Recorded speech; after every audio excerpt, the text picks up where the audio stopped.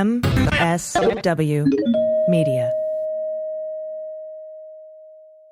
Hey everybody, it's AG, and welcome to Refried Beans, where we play an episode of the Daily Beans podcast from the same week, either 1, 2, or 3 years ago, so we can see how far we've come. So please enjoy this episode from days gone by, and note the date in the intro. Refried beans. I like refried beans. That's why I want to try fried beans, because maybe they're just as good and we're wasting time. News with swearing.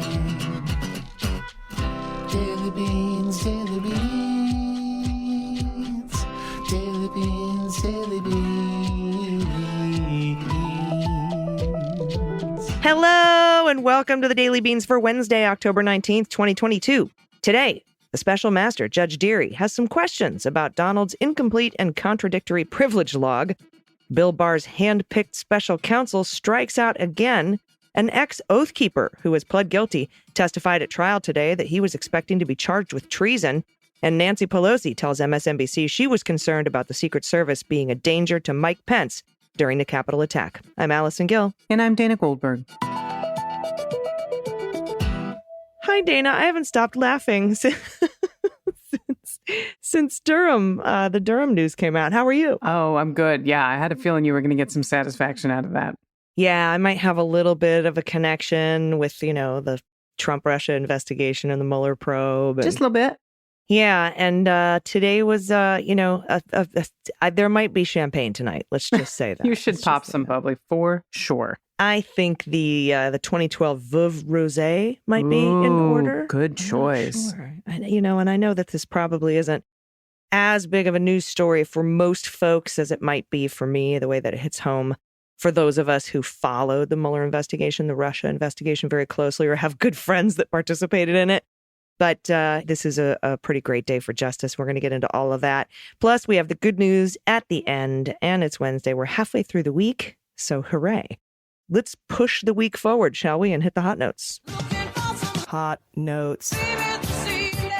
So about 3 years ago, Bill Barr, having been weaponized by Donald Trump to cast doubt on the Russia investigation and the findings, appointed one John Durham as special counsel to investigate the Mueller investigation. Far and wide, right-wing dipshits told us to buckle our seatbelts because half the Beltway was going to be rolled up in this deep state probe and sent to Guantanamo Bay, including Hillary Clinton and Obama and Pete Strzok, Andy McCabe, Jim Comey. The entirety of what they claimed were deep state operatives engaged in a political witch hunt, investigating the ties that Donald's campaign had to Russia and Russian operatives. They lied about what kicked off the Russia investigation, known as Crossfire Hurricane, trying to convince the public it was the Steele dossier that did it, alleging the FBI used it improperly as their sole purpose in the application for a FISA warrant on Carter Page, and they were doing it to spy on the Trump campaign. Couple problems. By that point, Carter Page had left the Trump campaign, was never charged with a crime, and the Steele dossier was never touted by anyone as 100% accurate. In fact, John McCain had it hand-delivered to the FBI because he found it not only plausible, but extremely concerning. Another problem with Trump's assertion was that the Russia probe was not started by the Steele dossier. It was in fact started when a drunk Papadopoulos blabbed to an Australian diplomat named Alexander Downer in a London pub.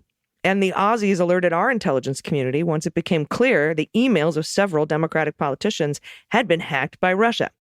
Now, Barr and Trump obscured the Mueller findings when they came out, spun it, kept it hidden for 3 weeks, and the American media ran with their story, including Ken Delanian, who tweeted that Donald had been exonerated, even though both Mueller himself and the report explicitly stated the opposite. Barr got called out by Judge Sullivan for inappropriately redacting the public version of the Mueller report to hide the breadth and depth of Russian interference in the election. And then they set out to investigate the origins, or the oranges, as Trump said, by appointing John Durham to travel the world on your dime to do his best to discredit the Russia investigation. I made a prediction Monday. Yep, about just a couple days ago. the Danchenko trial, while recording Cleanup on Aisle 45, the podcast I do with Andrew Torres. Let's listen to that clip. I just want to mention really quickly because this is so funny. During John Durham's closing arguments, the judge was like, yeah. Can you just wrap it up? Like they played the Oscar music. And someone in the wings with a hook. Yeah. Yeah, because he was just going off on stuff that just had nothing. It was totally irrelevant, and the judge was like, yeah, come on. So the jury is deliberating. I give them until Tuesday close of business to make their determination, which will be yesterday if you're listening to this on Wednesday. And so I think probably by the time this episode drops, we might have an acquittal. But I gave the Sussman a 0% chance of acquittal or a 0% chance of conviction. I give this maybe a 20% chance of conviction because there's 4 counts here. There were 5, but right in the middle of trial, the judge dismissed one of them, saying that is literally the opposite of a lie. Oh gosh. I don't think you could have gotten your beans any closer. Well, today, Tuesday, as we record this, Igor Danchenko, the primary source for the infamous Trump-Russia dossier, was acquitted Tuesday on all 4 counts of lying to the FBI in an embarrassing defeat for John Durham. Durham's grand jury has expired, Dana, and after 3 years, the most he has to show for it is one guilty plea from a low-level FBI lawyer who didn't spend a day in jail. I've texted my friends Pete and Andy, Pete Struck and Andy McCabe. I let them know they can unpack their bags for Gitmo. They're very relieved. At least the Mueller probe paid for itself at least twice over with asset forfeiture from convicted felons like Paul Manafort. Which is a beautiful thing. Yeah, so I think it's time for Durham to be defunded. Close up shop so we can use those resources for actual crimes like insurrection and espionage. I like it a lot. And from our friend Adam Klasfeld at Law and Crime, an ex-Oath Keepers recruit who is now cooperating in the seditious conspiracy trial against the group testified on Tuesday that he was willing to take up arms to reverse Donald Trump's election defeat and show the jury his rifle and his pistol to prove his claim. A Marine Corps veteran who retired at the rank of Staff Sergeant Jason Dolan stewed in his disappointment in the 2020 election results when he said a friend told him about the Oath Keepers, an extremist group composed mostly of retired military members and law enforcement and white supremacists. I added that one, but let's move on. Dolan is now a key witness against its leader, Stuart Rhodes, and 4 of its members. And he said that he joined the Oath Keepers Florida chapter as an outlet for his then belief that the election was stolen from the former president. In the signal group titled OKFL, so Oath Keepers Florida Hangout, Oath Keeper members from the Florida chapter discussed how they would respond to the announcement of President Joe Biden's victory. Well, on December 6, 2020, a member of the chat named DeStokes wrote, quote, "If they sell out, there will be no protection to the Constitution other than the citizens themselves." Now, Dolan could not identify the person behind that moniker, but he said that the sentiment was widely shared on that platform. Now, a user named OKGator1, whom the government and identified later as Kelly Meggs, replied, quote, "That would be a very bad thing," adding that there would have to be, quote, "repercussions." Steeling himself for the possibility of taking dramatic action, Dolan wrote, quote, "I have to be mentally prepared for however far I'm willing to go to stand for America, for the Constitution, for the president, and for the survival of our ideals." Now, the Marine Corps veteran described his reflections of how far he was willing to go to change the election outcome. This is a quote. "If I'm lucky, I get a prison sentence, tagged with treason, or a bullet from the very people I would protect." That's what he wrote, and he continued, "Yet I swore to defend this country against all enemies, foreign and domestic." He just had his enemies wrong. Now, Dolan was never charged with treason, nor was he executed by firing squad, as we know, via a military tribunal. Instead, what had happened to him is he faced multiple federal felonies in connection with January 6th attack on the Capitol. And ultimately, he pleaded guilty to conspiracy and obstructing an official proceeding. Yeah. And it's of note, Dana, that Dolan testified today that it wasn't until Trump tweeted that Pence wasn't going to overthrow the election that the crowd began to turn violent. Perhaps a hint that the Department of Justice might be looking into charging Donald, also with inciting the insurrection and obstructing an official proceeding. It would be a beautiful thing. We shall soon know. Also today, Special Master Judge Dearie reviewing the materials seized by the FBI from Mar-a-Lago, Trump's house in Florida, expressed skepticism on Tuesday about early claims by Trump's lawyers that certain documents were privileged and thus could be withheld from the Justice Department and their investigation. In a phone conference, Special Master, again we know Judge Dearie, of the Federal District Court in Brooklyn, complained that the log of an initial batch of documents over which Trump is seeking to claim privilege lacked sufficient information to determine whether the arguments were valid. Where have we seen this? A privilege log that doesn't have a lot of really good information in it. Remember John Eastman? Yes, I do. Judge Dearie encouraged Trump's lawyers to give him a better sense of why they believe the documents could be lawfully shielded from the Justice Department's inquiry into whether Trump unlawfully kept classified records at his estate and obstructed the government's repeated efforts to get them.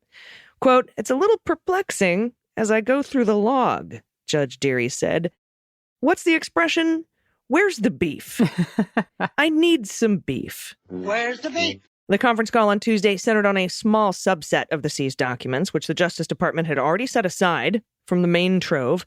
That process was conducted by a filter team, which is a group of agents and prosecutors who are walled off from those conducting the investigation, and a filter team and a process that was approved by Magistrate Judge Reinhardt, the guy who signed off on the search warrant.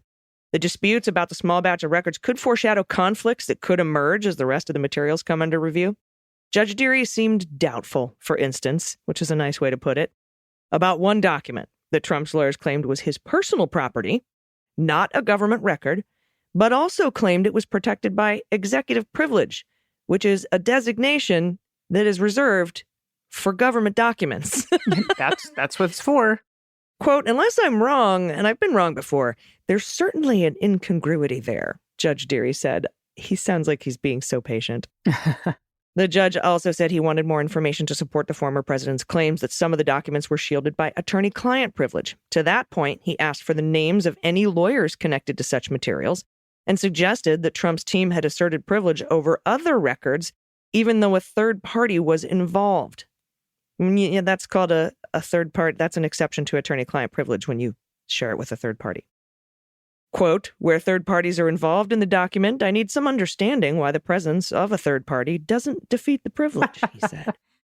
Jim Trusty, apparently very shitty lawyer for Mr. Trump, responded to Dearie's invitation to address such matters in a submission by saying the legal team would certainly take you up on it. All right. As the hearing got underway, Judge Dearie also noted that even though Trump's lawyers at one point said their 11,000 or so documents amounted to 200,000 pages, the actual number turns out to be 21,792 pages. Really? They inflated the numbers? Shocking. Yeah, I know. I brought this up also in today's Cleanup on Aisle 45 episode. You need to listen to it. It's really good.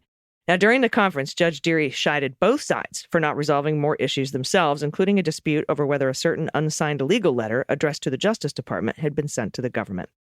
It remains unclear whether the special master process will play out to its conclusion because, as we know, DOJ just appealed to the 11th Circuit in Atlanta to overrule Cannon's original decision to even have a special master in the first place. The appeals court has already blocked a portion of Cannon's order and exempted those 100 classified documents from review. And trust me when I say, you need to definitely listen to Cleanup on Aisle 45 today. I learned something new that has convinced me with 100% certainty that the 11th Circuit will rule in favor of the Department of Justice. Great. And last year, Nancy Pelosi said as rioters raged inside the Capitol on January 6th, she was concerned about the Secret Service's treatment of then Vice President Mike Pence. Now, which I'm glad she cared. I can't, but I'm glad that she cared. The speaker's comments to Andrea Mitchell offer eye-opening insight about her mindset as she sheltered at Fort McNair during the pro-Trump riot on January 6th. Now, Pence remained under guard in a loading dock, as we know, beneath the Capitol during the 6 hours that the building remained in lockdown. And his aides said he refused to get into a Secret Service vehicle at the behest of his detail. But they've also said he was primarily worried about giving the rioters a victory by pushing him to flee. Pence's aides haven't echoed concerns about his potential danger at the hands of Secret Service, which is interesting. Evidence released by the January 6th Select Committee showed some Secret Service agents fearful of their own safety as they worked to secure an escape route for Pence while rioters closed in on the Senate chamber, coming within just 40 feet of MVP and his detail. The committee has also displayed images and audio of Pence working to coordinate with security services to retake the Capitol from his secure location. Pelosi's comments come as January 6th Select Committee's members raised questions about the Secret Service's actions leading up to and during the attack. Now, in recent days, lawmakers have also suggested agents gave inconsistent testimony and are preparing to call some back to testify, as they should. And they're still sifting through all that shit that they dropped on them the day before. A million records that got turned over from the Secret Service just before the last January 6th hearing. Now, this is a quote, "There's something going on at the Secret Service, either pure incompetence all the way up on the scale to potentially very criminal activity, or just having a preference for one side or the other." And that was from the Select Panel Rep. Adam Kinzinger, the Republican. That's what he said Monday on CNN. Now, the agency has been a target of the Select Panel's investigation for months, and its members have viewed the agency with skepticism since the revelation of a mass deletion of internal messages right around January 6th. Well, Jamie Raskin has described Pence's refusal to get into Secret Service vehicle as one of the most chilling moments the committee has explored. A subtle echo, if you will, of the concerns Pelosi aired on MSNBC. But Pence has made no allegations about the motives of any Secret Service officials, in fact, hailing law enforcement for its role in protecting him. And that's from lawmakers in the Capitol. Now, on the Trump subpoena, which came at the end of the January 6th hearing that we were all watching live, Pelosi said she would leave it to the committee to decide whether to refer Trump for contempt of Congress prosecution if he defies the Select Panel summons. Yeah. And day after tomorrow, Bannon gets sentenced for that very crime. Beautiful thing. Yeah. And tomorrow, Trump is being deposed in the E. Jean Carroll case. Yes. Go Robbie Kaplan. Love it. Lots going on. I mean, I don't know how many investigations there could be, but there are all of them. That's how many there are. All of them. All right. We'll be right back after this quick break with the good news. If you have any good news, you can send it along to us at dailybeanspod.com. Just click on contact. We'll be right back. After these messages, we'll be right back.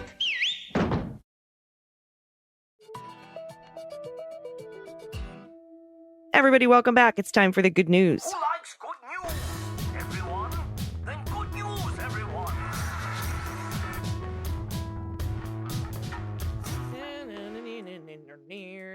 Good news, good news. And if you have any good news, confessions, corrections, Halloween photos of your pets in costumes, any holiday photos, your favorite place, your happy place. Maybe you're doing some remodeling. Maybe you have a whoopee. Ooh, and you want to Whoopi. share a whoopee story, or you want to play What the Mutt, where you want us to badly guess Oh, what God. breeds make up your beautiful shelter pup. You can send us whatever you want to send us by going to dailybeanspod.com and clicking on contact. Dana, I'm going to kick us off with a submission from Gwendolyn W. on changing lyrics of songs for pets. Clancy weighs 20 pounds, is more than 3 feet high when he stands on his back feet, and has burst out of several boxes. I rewrote a Tom Jones song for him. Please sing it together. Great big pussycat. Whoa, whoa, whoa. Great big pussycat. Look at Oh my look at him in goodness. this box. Oh, Look at he that has face. that is a man cat face right That there. is a man cat face for sure. And a chonker. If he fits, he sits. Look at that. Oh my God. Thank you for that submission. And here's another one. All right, this is from Stephen B. Pronouns he and him. Here are our ridiculously photogenic pets. Trevor, the Aussie, and Sister Zena, listening to, quote, The Beans with me every morning. That's a beautiful cat. That looks like one of those Norwegian forest cats. Gorgeous. I feel like that cat should have a voice, like an adult, like adult deep man voice when he Yes, speaks. hello. Yes. Hello. Please sit down. I have a story. This morning I ate your hamster. Yeah. And then look at this beautiful pupper on I the know. beach. So cute. Oh, thank you for that so much. From Alicia. Hi, ladies. Just started listening about a month ago. Welcome. With all the crazy happenings, I need to find out a good news source more in tune with my own F-bomb dropping personality. So far, it's been the highlight of my morning routine. Fuck yeah. After battling a teenager to get him up and go to school every day. I was a teenager once. We are hard to get up for school. My pup and I take our daily walk and listen to the Daily Beans. When I'm getting ready to go, I suddenly remember, I swear this happens every day, that I have a new episode to listen to, and I get so excited. Not so much on the weekends. Sad face. Just wanted to let you know how much I enjoy the podcast. It's so informative. I literally laugh out really loud in the middle of my neighborhood every day. Also, I'm always singing along with the hot notes. Hot notes. Yeah, Alicia, check out Cleanup on Aisle 45 today. I think you'll like it too. For pet tax, I'm including a photo of my fuzzy baby. We got Max 2 weeks before COVID closed down the world, so I was able to stay home with him every day. He is my accountability partner every day, and he's helped me recover from a pretty serious back surgery. Ooh. We are so tight. I got into a fight with a German Shepherd who attacked him, ended up with a broken finger and 2 surgeries to repair it. Oh, man. Talk about a mama bear. He is the love of my life, human baby accepted, and I'll do it all again. I mean, just look at him. Oh, man. Love you, ladies. Thanks for all you're doing to save us from these fascist pieces of shit. POSs. I am so over it. Look at this dog. The dog. Oh, my God. Beautiful. Oh, look at the blue eye and the brown eye. Oh, it's so good. And the pumpkins. That is a really beautiful puppy. So sploot. Sweet. Sploot at the end. Sploot in the end. All right, here we go. Hello, Beans Queens. This is from Andy, pronouns he and him. I love hearing the pet songs, so I had to share. Our dog Roxy has a theme song, improvised to the tune of a playground jump rope sing song. Here are just a few of the memorable verses. Hello, my name is Roxy. I like to huff and puff. And if you throw the ball for me, I'll never get enough. Take it. Hello, my name is Roxy. I eat the sidewalk snacks, even though they give me squirty poop attacks. Hello, my name is Roxy. My pointy ears are keen. I bark at every raccoon before it's even seen. Hello, my name is Roxy. I like to block the hall. And when I turn it sideways, you can't get by at all. Hello, my name is Roxy. My fur likes to shed. You can make a sweater or a blanket for your bed. And hello, my name is Roxy. I sniff up gopher holes. I'm really not that picky. I even dig the moles. Hey! All